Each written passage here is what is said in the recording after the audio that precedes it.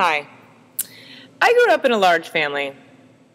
Okay, it wasn't that big. It was more like this. But still, I was one of four. 4 kids and 1 mom. There was a dad, but he had to work and do all that stuff dads do. So one of 4. Being one of 4, I didn't really get a lot of my mom's individualized attention. And so when I did get to spend one-on-one time with my mom, it was very special. It made me feel like I was an important part of the family, and it really helped me bond with my mom. So I'm here today to talk to you about conferring. Because conferring is a very important time of our day. And conferring is a time when we get to work with our students one-on-one. Now I know what you're thinking. Hey, come on, they're all working independently during that time, and I could get some work done. I'm here to convince you on the importance of conferring. Conferring is an excellent opportunity to assess and monitor your students' progress. This is the time when we can see if they really understood the mini lesson that you taught and if they're grasping those concepts of your unit of study. Conferring is also an excellent time to communicate compliments to your students. This is the time when you build them up as a reader or a writer and you point out what they're doing well. Another advantage of conferring is that you are building a bond with your student. You're establishing trust. You're getting to know them as an individual. You're getting to know their interests. Spending time with you makes them feel important. Just like when I was a kid and I got some one-on-one time with my mom, the students feel special. And they're not just one of 4. They are one of 26. So taking the time to work with them individually really sends a message that you care about them and that they're an important part of your classroom community. And the most important reason to confer is to differentiate, differentiate, differentiate. This is really our opportunity during Readers and Writers Workshop where we get to meet the student at their own level and individualize our instruction for them. Let's talk a little bit about setting the tone when you're conferring with a student. When conferring with a student, it's best to sit side by side with them, where you can look them in the eye. None of this hunched over their shoulder looking down on them. Sometimes conferring can be a little intimidating. It's like, oh my God, I have to come up with a compliment and a teaching point and figure it all out right there on the spot, and I have to confer with every single kid each week, and I just can't do it. And then you tend to avoid conferring. Okay, just so that we're all on the same page, let's just review the basic format of a conference. And just remember, it's just a framework, but it is kind of boring, so let's just put on some music to help us out. All right, so let's see.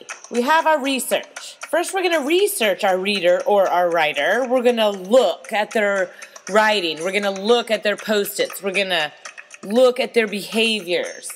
We're going to ask questions. What are you doing as a reader? What strategies are you using? What are your plans for this piece or this book? We're going to watch their interactions with their partner and see what they do. Then we're going to compliment them. The first thing we're going to do is point out what they're doing well. We're going to say, I noticed something you're doing well, or I noticed something that strong readers do that you're doing, or it is so smart that you, and point out something they're doing well. Then we're going to pick one topic, one teaching point to teach them. And within that teaching point, we're going to do a gradual release of responsibility. You're going to tell them what you're going to teach them. You're going to do a little mini demonstration in front of them, and then you're going to have them do it for you. And then you're going to say, today and every day, Or always remember how you can blah, blah, blah, blah. And you're going to link it to their future endeavors. Yeah, and sometimes you might even just go from the compliment to the link. And you don't always have to find that teaching point. If you're pointing out something they're doing well, and you're maybe noticing in another area they could do it in, and then you're linking it, then that is a pretty darn good job, and you should be proud. Hey, Tyler, how's your reading going today? Good. Good. And can you tell me a little bit about what you're working on as a reader? Telling this story. Telling the story, like reading the story? Again? Okay, so you're rereading? Good. And how come you're rereading? If I don't understand. Oh my gosh, Tyler, that is so smart. I just want to say that is such a smart thing to do, to reread when you don't understand. Anything else about this book that you were looking at? I was looking at the last page, and at the first time I couldn't see this alligator. Ooh, how come? Because it's camouflaged. Because he's camouflaged, huh? Good thing they have that label and that arrow pointing to it, huh?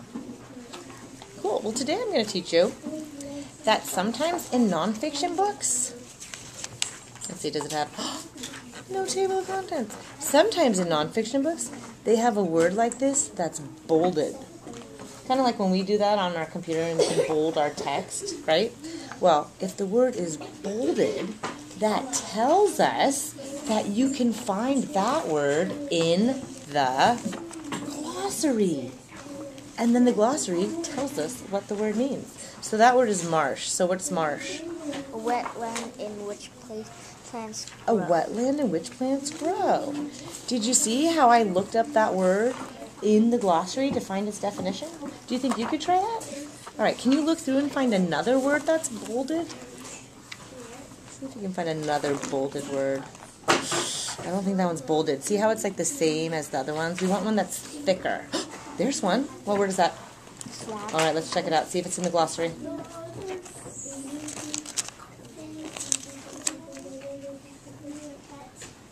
Swamp. What is it? A wetland in which trees can grow. In which trees can grow. Wait, what was the marsh? A wetland in which plants grow, and a swamp is a wetland that trees can grow. I didn't know that. Did you know that? Cool. So Tyler, today and every day when you're reading, if you see a word that's bolded like that, oh hey, there it is. There's that word you're looking for before, huh? Then you know that word is going to be in the back of the book in the glossary, and it'll tell you what it means, okay? Awesome. Conferring is a very important time of the day. It's important for us to assess and monitor our students. It's important for us to give our students compliments and build them up as readers and writers. And it is important for us to bond with our students and help them feel like a valued member of our classroom community. Now is a great time to make a goal for conferring for yourself. And don't be hard on yourself. Maybe your goal is to start conferring with one student a day. But hey, that is 5 students that you're assessing, bonding with, and really making an impact on. I'd like to take this opportunity to invite you to come talk to me further about conferring. I'd like to invite you into my classroom to watch me confer. If you'd like to have me into yours, I'd love it.